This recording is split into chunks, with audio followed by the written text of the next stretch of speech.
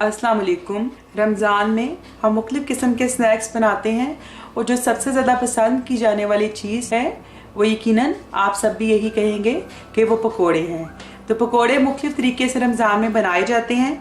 आज कीमे के पकोड़े बनाने की आपके साथ रेसिपी शेयर करूंगी और आप इसको ट्राई करें और यकीनन ये रेसिपी आपकी इस रमज़ान में फेवरेट रेसिपी रहेगी क्योंकि ये बहुत मज़े के बनते हैं।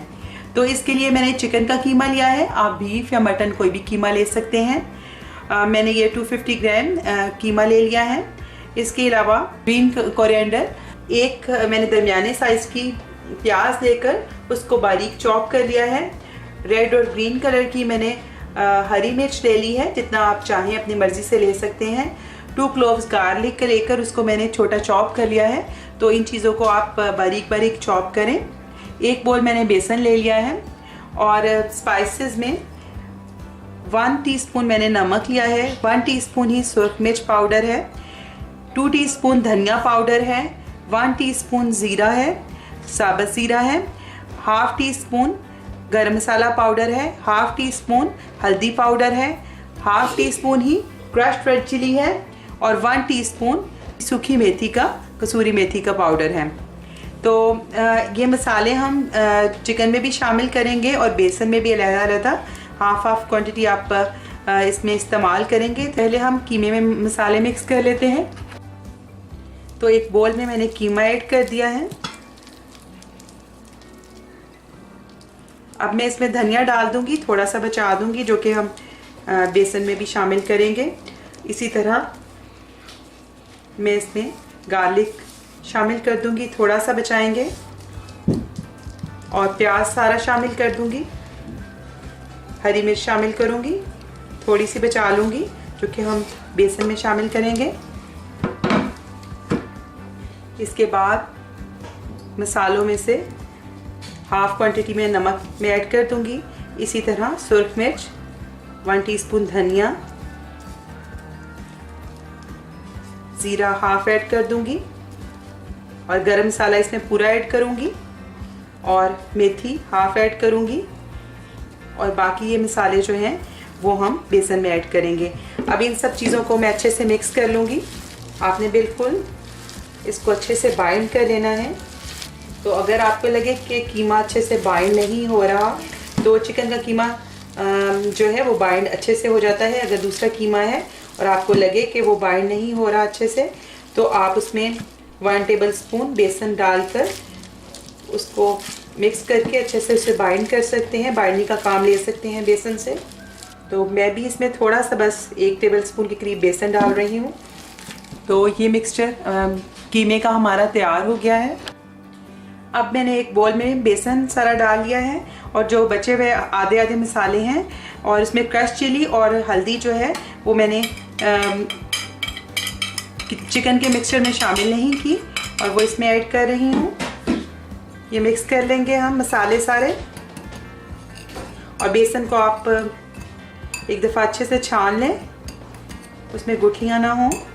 और अब मैं जो थोड़ा सा बचा हुआ धनिया, लहसुन और साथ हरी मिर्च है वो भी इसमें ऐड कर रही हूँ। अब मैं इसमें थोड़ा थोड़ा पानी शामिल करके इसका एक मिक्सचर बना लूँगी जो कि ना ज़्यादा सॉफ्ट हो, ना ही ज़्यादा पतला हमने रनी बनाना है और ना ही ज़्यादा गाढ़ा हो। तो ये मिक्सचर देखें आप, ये इस तरह का होना चाहिए। इससे ज़्यादा पतला आपने नहीं रखना और इससे ज़्यादा गाढ़ा भी नहीं। अब कीमा जो हमने तैयार किया है उसके हम छोटे छोटे से बॉल्स बना लेंगे। तो इसको आप अपनी मर्ज़ी से छोटा या बड़ा बना सकते हैं। तो मैं बाइट साइज़ के इसके बॉल्स बना रही हूँ।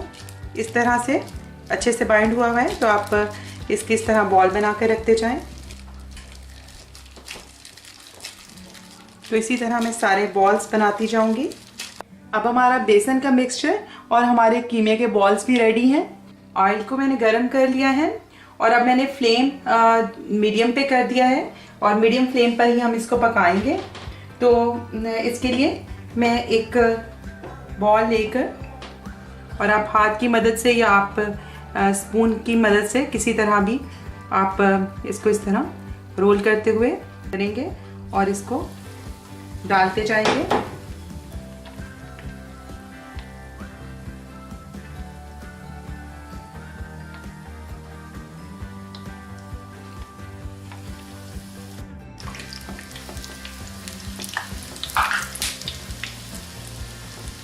तो हम मीडियम फ्लेम पर इनको हर साइड से जिस तरह हम पकोड़े को करते हैं ब्राउन, इसी तरह कर लेंगे। तो ये पकोड़े अब सुनहरे हो गए हैं, तैयार हो गए हैं। इनको मैं अब एक पेपर टॉवल पे निकाल लूँगी। तो अब ये पकोड़े भी हो गए हैं, इनको भी मैं निकाल लूँगी। तो हमारे बहुत मज़े के कीमे के पकोड़े तैयार हैं और मैंने टेस्ट किया है, बहुत ही मज़े के हैं।